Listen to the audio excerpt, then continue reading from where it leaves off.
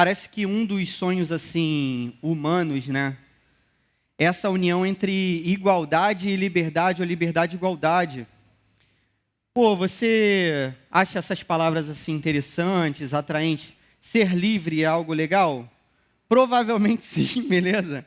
E, pô, igualdade não é uma parada assim que a gente se preocupa muitas vezes? Quando a gente vê assim essas questões de desigualdade e tal, a gente fica, né? As injustiças que acontecem, a gente fica sempre muito preocupado, muito chocado com isso tudo. Quando eu comecei a estudar as revoluções que aconteceram na história humana, assim, e eu sempre me interessei muito pela Revolução Cubana e pela revolução que aconteceu na Rússia, né, pela Revolução Russa. E aí, quando eu fui estudar esses assuntos, né, na minha casa, meu pai está aqui hoje, veio aí a meu convite, a gente sempre conversou sobre essas questões assim políticas e tal, com bastante liberdade assim dentro de casa. Eu fui perceber o seguinte, que a base dessas revoluções, principalmente essas que são assim comunistas, elas se estabeleceram do seguinte modo: as pessoas perceberam que não havia igualdade. Então, assim, pô, tinha lá na Rússia um cara que era um czar, e ele, por ser czar, ele mandava na Rússia toda, e ele tinha vários privilégios, e a Rússia passou por vários períodos assim de crise, e isso motivou a galera a se revoltar, porque alguém tinha muito e a galera tinha quase nada. Então, a ideia da Revolução Russa era a seguinte: pô, a gente vai estabelecer a igualdade, que é esse sonho humano aí que eu estou falando para você. Então, a gente vai tirar esse cara do poder, que é o czar e a família dele, e a gente vai pegar essa riqueza aí dele e a gente vai dividir por igual. Então, a partir do momento que a gente fizer a revolução, não vai ter mais essa desigualdade. Só que para fazer a revolução, a gente vai ter que abrir mão de uma outra questão que é importante, que é a liberdade.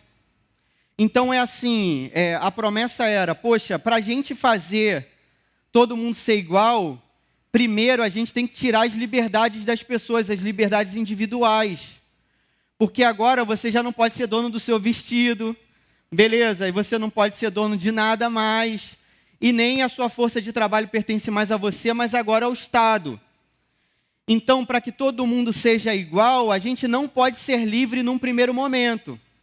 A proposta da Revolução Russa foi essa: a gente tira a liberdade das pessoas, mas a gente estabelece a igualdade. A partir do momento que todo mundo for igual e perceber que a igualdade é uma parada legal, a gente pode devolver as liberdades, e por liberdade as pessoas vão escolher a igualdade. Só que o que aconteceu tanto na Revolução Russa quanto na Revolução Cubana? O que aconteceu foi o seguinte: as liberdades foram retiradas para que a igualdade fosse estabelecida, só que a igualdade mesmo não foi estabelecida, porque você continuou com o chefe de um partido, que era o Partido Comunista, que era o novo czar da Rússia, que agora se chamava Lenin, ou agora se chamava Stalin, e você tinha na Revolução Cubana um novo cara que mandava em Cuba, que era agora a família Castro com Fidel Castro. Então, Fidel Castro usava roupa de marca, usava Adidas, tem várias fotos dele com Adidas e comendo as melhores comidas, e o povo passando fome. E na Rússia você tinha Lenin vivendo agora naqueles castelos suntuosos, nos palácios dos czares, e o povo continuou passando fome. Então não foi estabelecida a igualdade e as pessoas perderam a liberdade. Esse problema humano, galera, acontece desde sempre. O fato da gente querer liberdade e querer igualdade não é um problema. O problema é que a Bíblia vai dizer que a questão-chave da igualdade e da liberdade está em outro âmbito, que não é necessariamente na questão política. Então, assim, é claro que a gente tem que se preocupar com a desigualdade, com a injustiça social, com pessoas passando fome. Por quê? Porque a Bíblia diz isso, beleza? A Bíblia fala que a gente tem que ajudar o pobre, a viúva, o órfão. É o que a Bíblia diz para a gente. A Bíblia diz que a gente tem que cuidar das pessoas. Quando você lê o Antigo Testamento, assim, para mim é impactante ler o Antigo Testamento e perceber que Deus fala assim, ó, se alguém passar fome no meio de vocês, isso é vergonha para vocês. Tipo assim, não tem como uma pessoa passar fome no meio de vocês. Como é no nosso caso, uma pessoa passar fome no nosso meio, é uma vergonha para a gente. Só que a Bíblia estabelece isso em outros âmbitos, num âmbito que supera essa questão humana e que serve para a eternidade. A gente vai ver um texto que fala exatamente sobre isso. Olha só o que o apóstolo Paulo diz no capítulo 3 de Gálatas, no finalzinho do capítulo 3, verso 26 aí, 29. O que está rolando nessa igreja aqui para você entender? Paulo já tinha passado por essa igreja, pregou para essa igreja e falou assim, olha, agora vocês são livres e são iguais. Por quê? Porque Jesus fez isso com vocês. Beleza? Vocês são livres, livres do pecado, livres da condenação. Agora vocês são amigos de Deus. Um dia vocês foram inimigos de Deus, não mais. Porque Jesus, o Filho de Deus, o Messias, veio ao mundo para fazer uma coisa que a gente não podia fazer por nós mesmos. A gente não conseguia pela nossa própria perna, pelo nosso próprio braço, chegar a Deus. Por quê? Porque a gente nasceu pecador, a gente é pecador. Essa é a mensagem de Jesus. Só que, então, Deus vem aos homens, o Filho de Deus se torna filho dos homens, para que os filhos dos homens possam se tornar filhos de Deus. Essa é a mensagem de Jesus e da cruz. Então Paulo diz assim, olha, o que Jesus fez para sempre. A obra da cruz, o sacrifício de Jesus, o sangue derramado à cruz de Jesus Cristo, é algo tão grandioso que nada pode apagar. Então não vai ser um tropeço meu que vai fazer a obra de Jesus se apagar. Não vai ser eu ali na esquina murmurar que vai fazer a obra de Jesus se apagar. Não vai ser o próximo pecado que eu vou cometer que vai fazer a obra de Jesus se apagar. Não! Eu sou livre para sempre. E agora eu sou amigo de Deus. Eu sou amigo de Deus porque eu tenho agora uma outra forma. Eu nasci de novo. Eu sou uma nova pessoa. Eu sou revestido por Cristo. Quando Deus olha para mim, Ele não me vê, mas Ele vê Cristo em mim. E aí Ele me aceita como filho amado. O que eu preciso fazer para que Deus me aceite? Nada mais. Isso é ótimo. Eu não preciso acender uma vela. Eu não preciso seguir uma procissão como eu já segui. Eu não preciso pagar promessa. Eu não preciso dar chicotada nas minhas costas. Eu não preciso sofrer. Eu não preciso pegar Covid. Peguei. Mas não preciso. Eu não preciso de nada disso para ser salvo. Eu já sou salvo. Eu sou salvo em Jesus Cristo. E Paulo vai dizer assim, vocês são iguais diante de Deus. Então não tem mais esse negócio de homem, mulher, de grande, pequeno, grego, judeu. Vocês são iguais porque vocês são filhos de Deus. E está resolvido. Só que aí veio uma galera depois e falou assim, não, Paulo contou metade da história para vocês. A metade é que Jesus fez a parte dele, a outra metade é que você tem que fazer a sua agora. Só que essa notícia é ruim, não é o evangelho é boa notícia. Olha o que Paulo diz. Gálatas 3, 26. Todos vocês são filhos de Deus mediante a fé em Jesus Cristo. Aqui está em Cristo Jesus. Pois os que em Cristo foram batizados, de Cristo se revestiram. Não há judeu nem grego, escravo nem livre, homem nem mulher, pois todos são um em Cristo. E se vocês são de Cristo, são descendência de Abraão, herdeiros segundo a promessa. Amém. Amém? Olha só o que esse texto está ensinando para a gente. No verso 26 a gente tem a primeira lição. Olha que lição importante. Pela fé somos filhos de Deus. Todos vocês são filhos de Deus mediante a fé em Cristo Jesus. Essa é a primeira lição. É pela fé. Então, galera, poxa, não tem nada que a gente possa fazer para que a gente se torne filho de Deus. Mas todos aqueles que nele creram, foi-lhes dado o poder de serem feitos filhos de Deus. É isso que diz o Evangelho de João. Então, a partir do momento que a gente crê em Jesus Cristo, a gente crê nessa fé que é eficaz, acabou, a gente não precisa dizer mais nada, nem fazer mais nada. A gente já está salvo e a gente já é salvo. Uma vez uma pessoa estava tentando explicar qual é a diferença assim, da gente que é cristão para todas as outras religiões. Qual é a diferença do cristianismo para as outras religiões? A diferença, galera, é que todas as outras religiões, elas se baseiam nas obras. Então, assim, se você conversar com uma pessoa que é espírita, por exemplo, ela vai dizer que ela, tem que fazer boas obras, tal, para ela evoluir, para ela poder chegar num nível que ela acredita que seria um nível melhor. É pelo próprio esforço, pelo próprio braço.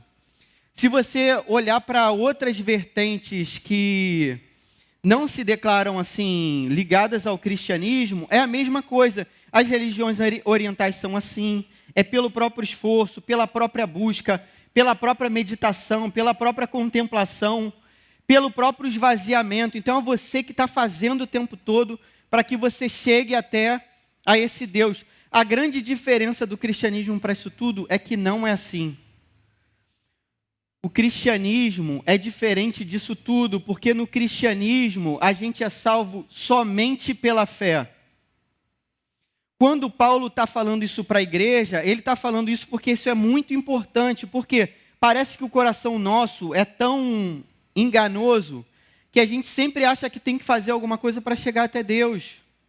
E o tempo todo a gente tem que se perguntar se a gente está fazendo as coisas achando que é para a nossa própria salvação. Então, uma pergunta importante para você fazer é a seguinte: você veio aqui hoje achando que você está fazendo isso para a sua salvação, para ser salvo?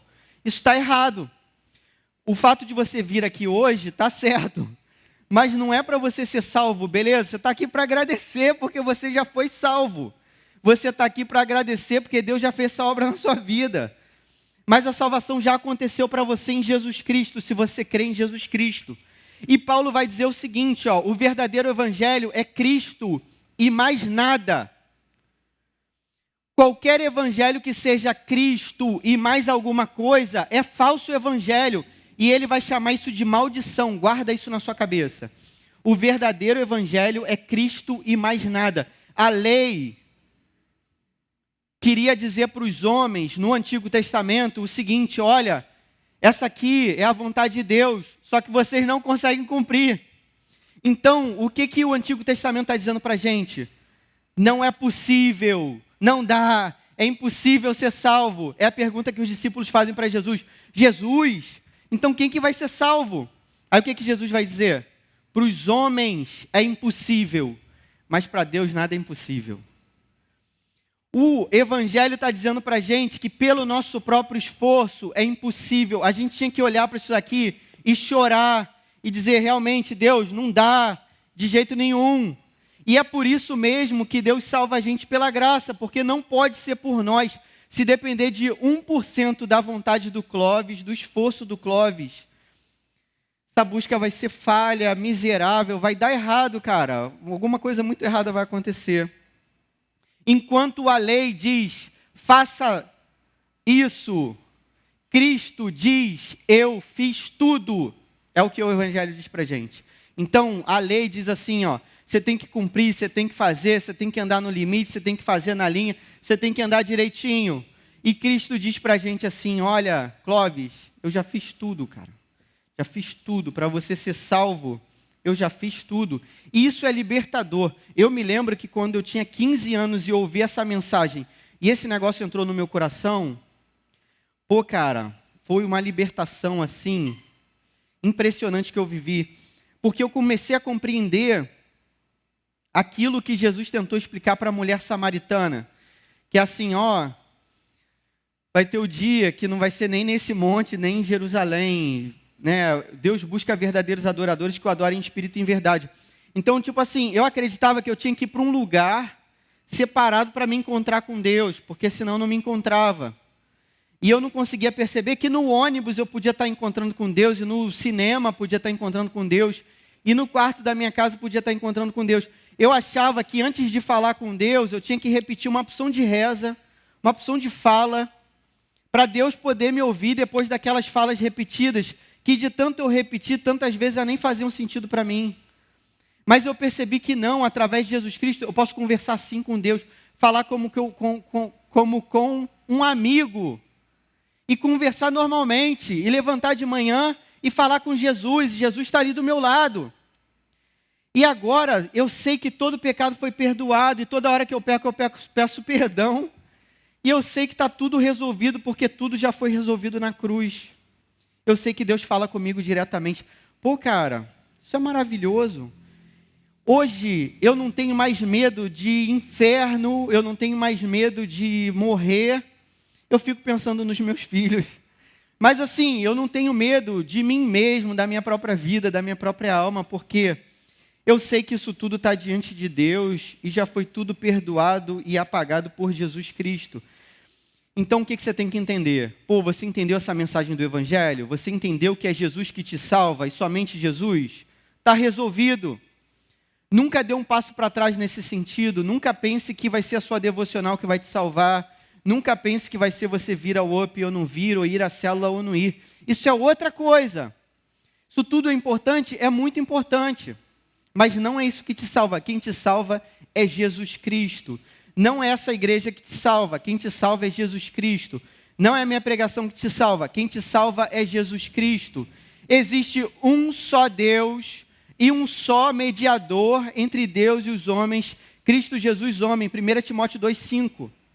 Existe um só Deus e um só mediador e nada mais. Eu acreditava que eu era tão horrível aos olhos de Deus que eu não poderia falar com Deus a não ser pela mediação de uma pessoa especial, tipo assim, uma santa, um santo. Quando eu li a Bíblia, eu descobri que essas pessoas odiariam essa minha atitude. Por quê? Porque essas pessoas eram realmente pessoas de Deus e elas nunca iam aceitar ficar na posição de Jesus Cristo. Porque ninguém pode ficar na posição de Jesus Cristo, porque Ele tem o nome acima de todo nome.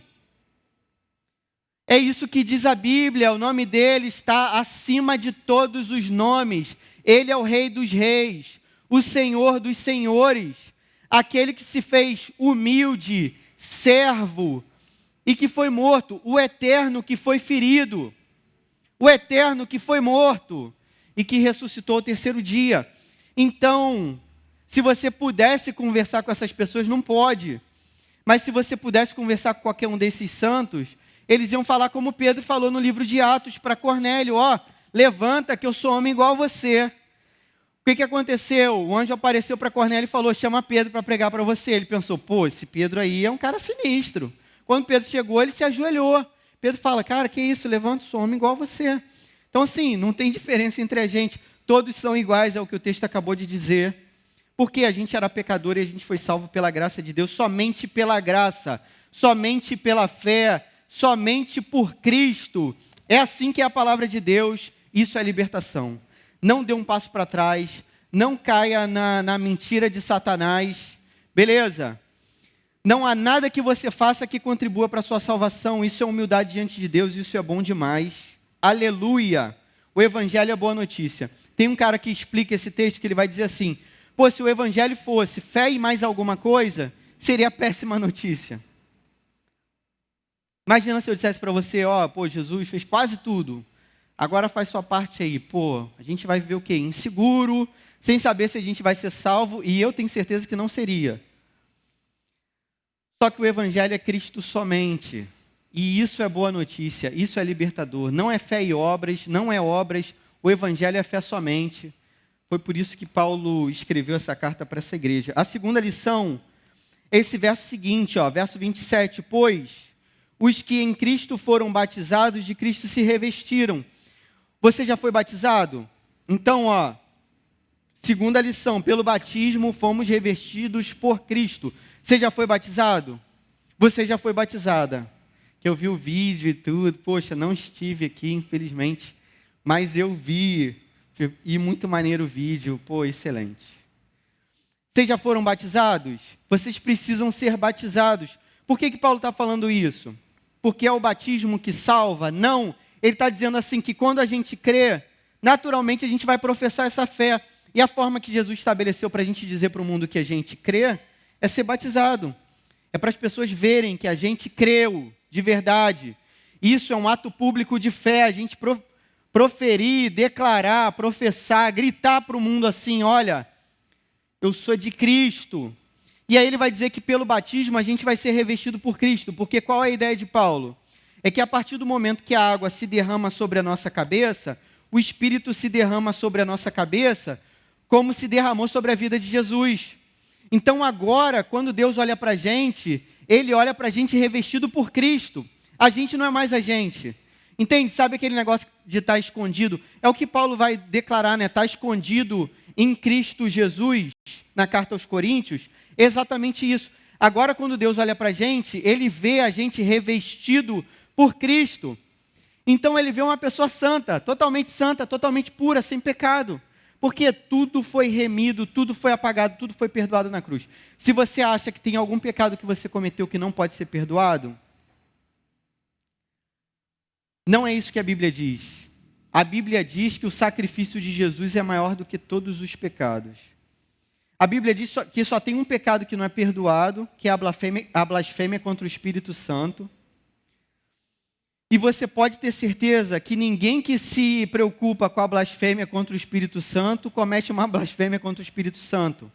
Então, isso é uma regra que eu aprendi na minha vida. O que é blasfemar contra o Espírito Santo? É rejeitar essa mensagem. Pô, eu aceitei essa mensagem. Então, você não blasfemou contra o Espírito Santo.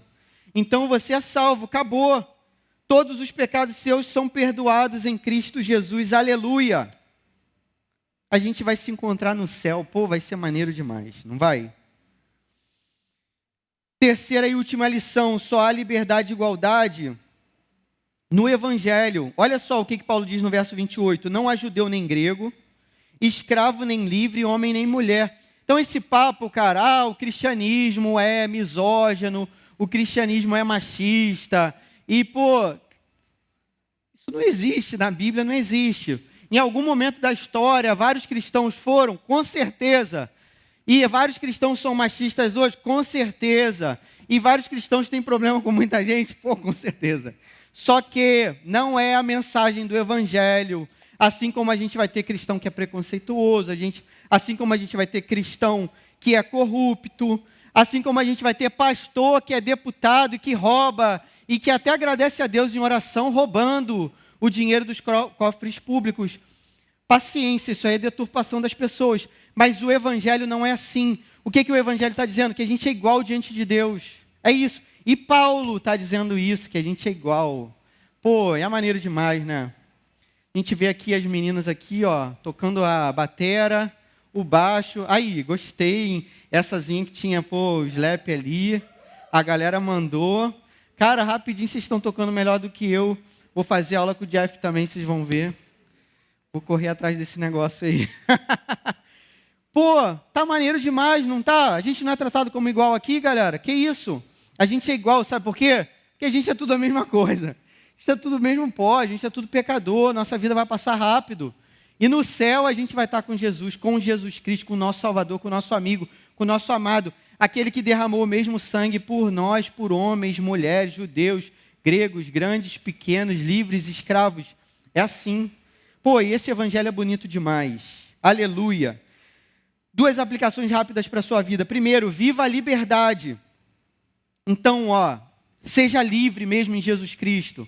Entenda que você não está orando para ser salvo. Entenda que você não foi batizado para ser salvo. Entenda que você não vem ao OP para ser salvo, que você não vai à célula para ser salvo. Entenda que não há nada que você faça para você ser aceito por Deus. Você já foi aceito. Isso é bom demais, Deus já te aceitou do jeitinho que você é. Olha que bênção. Agora, você vai fazer por outros motivos. E por isso que o Evangelho é muito mais caridoso do que todas as outras religiões. Sabe por quê? Porque todas as outras religiões fazem por interesse. Porque quando eu faço para ser salvo, eu faço para ser salvo. E não necessariamente para ajudar o outro. Só que eu já fui salvo, eu não preciso fazer nada. E agora eu faço por amor. Essa é a diferença do Evangelho. É nisso que o Evangelho é perfeito. Pô, a gente vai ajudar as pessoas porque a gente ama as pessoas. Não é para que a gente alcance a Deus a salvação. A gente já alcançou. Então a gente está aqui para agradecer, a gente está aqui para festejar, a gente está aqui para amar uns aos outros, para viver essa comunhão em Jesus Cristo, porque a obra já foi feita, a gente já foi salvo, isso é libertador. Não se deixe escravizar, que é a segunda aplicação. A todo momento a gente tem que fazer essa revisão na nossa cabeça. Beleza? Então, ó, não é o líder aqui do UP, ou não é o som da galera, não é, pô, se tá legal o lugar, se tá com a luz dessa coisa aqui que eu não sei o que é. não sei, no meu tempo é neon no meu tempo, mas isso não é neon, nem sei o que é, LED, qualquer coisa assim.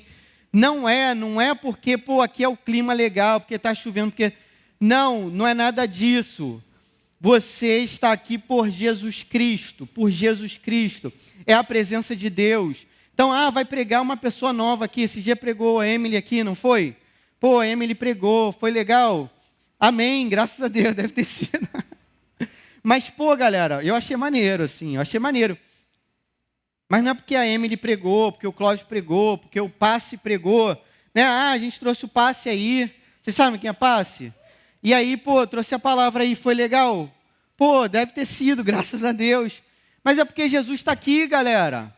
A gente não tem que dar esse passo para trás, entendeu? Não é pelas pessoas, pessoa nenhuma. Ninguém pode se colocar na posição de Deus. A gente tem um só mediador, que é Cristo Jesus. Que maravilha! Olha a bênção que o Evangelho traz para a gente. O Evangelho oferece para a gente a liberdade de verdade, que é a liberdade de ser filho de Deus, de ser livre do pecado. A gente era escravo do pecado, agora a gente é livre para sempre. Para sempre. Aquilo que Deus fez foi definitivo. Nunca mais a gente vai para o inferno, nunca mais, nem por um tropeço, nem por 1000. Porque tudo foi pago na cruz do Calvário. Aleluia! A gente não precisa fazer dieta, guardar, precisa sim, para a nossa saúde. Mas eu digo para ser salvo, né? Guardar dias especiais. A gente não precisa de nada disso, acender vela, fazer procissão. A gente não precisa de mediadores, a gente fala diretamente com Deus, porque Cristo conquistou isso por nós. Seria uma ofensa contra Cristo se a gente quisesse falar com outras pessoas e não com Deus, porque Ele derramou seu sangue na cruz para que a gente pudesse falar diretamente com Deus. Só há igualdade no Evangelho, todos somos iguais, todos somos pecadores, precisando da graça de Deus, e pela fé nós somos salvos em Jesus Cristo. Aleluia. Todas as revoluções deram errado, todas elas mostraram o que era o ser humano, totalmente pecaminoso, maldito, terrível, opressor. Reis foram tirados e outros foram colocados no lugar, todos eles foram tiranos. O único que nos trata como amigos e dá a sua vida por nós é o Rei dos Reis, Senhor dos Senhores, Jesus Cristo. É por isso que a gente está aqui. Essa é a nossa revolução, é isso que a gente vive, isso que mudou a nossa vida para sempre. O Evangelho de Jesus Cristo, que é totalmente livre, totalmente libertador e totalmente igual. Em nome de Jesus, amém. Vamos orar? Senhor, muito obrigado pela Tua palavra tão maravilhosa. O Senhor é um Deus bom. Pai, nos liberte da nossa própria idolatria, do nosso coração que busca ídolos. A gente crê verdadeiramente que não há nada que a gente faça que possa dar uma forcinha para a nossa salvação. Tudo foi feito por Jesus Cristo, toda a obra é dele, toda a honra e glória é dele. E a gente te louva pela vida do teu filho, Pai. Quem éramos nós, pecadores, Pai, inimigos teus? Nós fomos chamados de amigos, mas nós fomos chamados de filhos por conta do sacrifício do teu filho Jesus. É pela fé somente, Pai, que a gente se coloca na tua presença, pela fé no teu filho, no sangue do teu filho derramado, no sangue puro do teu filho derramado na cruz do Calvário. É esse sangue que nos purifica de todo pecado.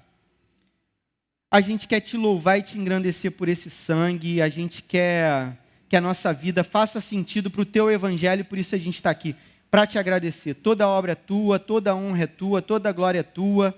Ao Senhor, todo louvor, honra e glória pelos séculos dos séculos. Amém.